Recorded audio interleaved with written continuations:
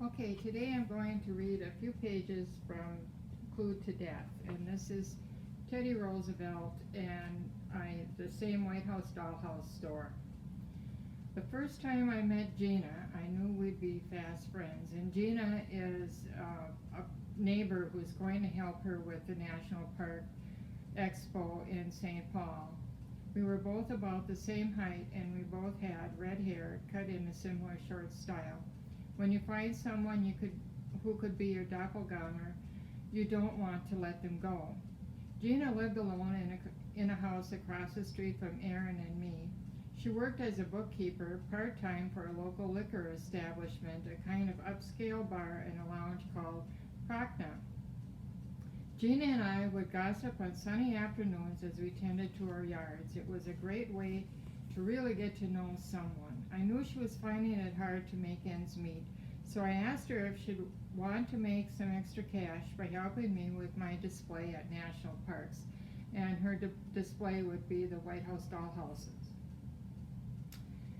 She jumped at the chance, making it a win-win for me. I would receive much needed help while being able to assist a friend, and I also would get to spend some time doing something fun and exciting with her. The plan was a perfect solution. I picked her up and we drove across town to my store, the White House dollhouse store. After parking in the back, I looked over at Gina and smiled. "It'll be a minute." "Don't mind me helping?" Gina said. Unbuckling her seatbelt, she opened the car door. "Of course not." We climbed out and bounced up to the back door. She waited while I punched in the code. "We've had a number of break-ins recently." I explained. "This new security system seems to have taken care of that unfortunate issue." I twisted the handle and pushed the door open, allowing her to enter first. "Is your happy hubby working security?"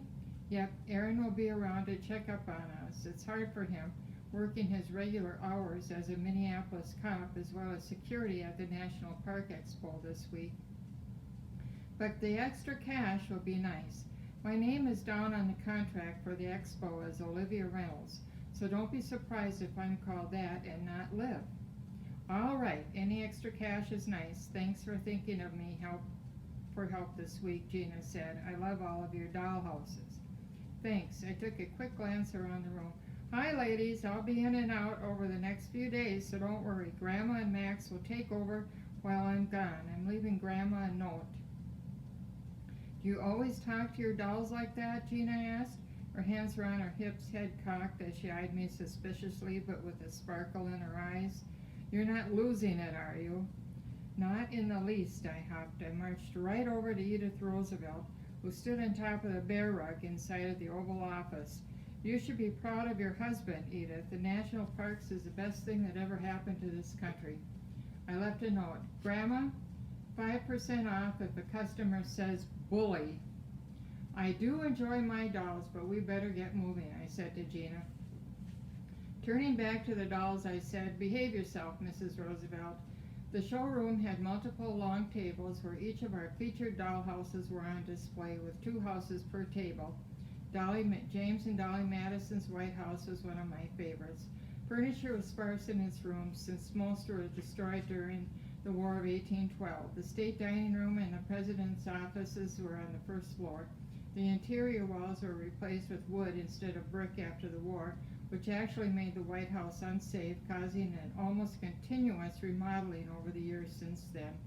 The most recent improvements, such as the famed Rose Garden or the West Wing, were part of efforts to make the White House safer. "Dolly, you look beautiful today." I waved a kiss to the Mr. and Mrs. Madison miniature dolls. "Be good, you two. Don't go making out in front of customers, please. I don't need an X-rated store."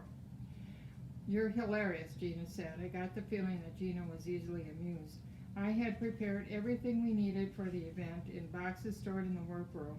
I have miniatures to show at the booth and a few pieces of memorabilia on the side. I hope it'll bring more people to the store. We scooped up the boxes and carried them out to the car. "It will. These little 10 by 12 houses are fun. Little girls will love them," Gina said. "The X is always fun to go to. I've gone there for a few concerts." "Yep, I like the XL Center. Aaron loves to go to hockey games there." After buckling up and starting the engine, I turned toward the downtown area and passed over the Hennepin Avenue Bridge, which took us toward the signs of Interstate 35W. I turned onto the ramp and headed toward St. Paul. I noticed that Gina massaged her temples a few times and shut her eyes. Got a headache brewing, I said. Yeah, might have to take more pills. We'll be there soon. If it's too noisy, just take my keys and lie down in the back of my car. Or there could be some quiet place at the arena for the participants to relax. I gave her a smile before exiting. I will, thanks, Gina said. Sat up straighter and yawned. Don't know what's come over me today, but I'll be fine. Well, at least we know where our booth is. We can get started setting up right away. I could have done it last night, but I just didn't feel good about leaving the dollhouses. I wasn't sure about the overnight security. I'll grab the minis. Mind getting a smaller box? Got it. We climbed from the car and headed toward the main door of the arena, entering with a number of park rangers dressed in full uniform, making me smile at the sight. They looked wonderful in their distinctive uniform of gray shirts, green trousers, and brown hats. The Rangers first came into existence to protect animals from poachers and to also render assistance to travelers. Since then, they have expanded their services. The Rangers come from all walks of life. It always makes me feel proud to see them. It has been said that the national park system was the one thing we did right as Americans. I said a silent thank you to Theodore Roosevelt for getting the ball rolling on nationalizing them. Then I'm going to fast forward to the end of the chapter. She had gone to watch an expo about the Rough Riders. She came back and had 2 drinks in her hand. She headed towards the booth. Nearing my booth, I noticed that Gina looked as if she had dozed off. I wondered how that could have happened, given the noise level. Gina, I called. Her hand was on an orange juice container in front of her. Gina, I called her once again. My heart raced as I quickly dashed to her. Hey, I set the beverages and sat down. Gina! I slightly touched her shoulder and she slumped onto the table. Oh my God, I shouted and then screamed.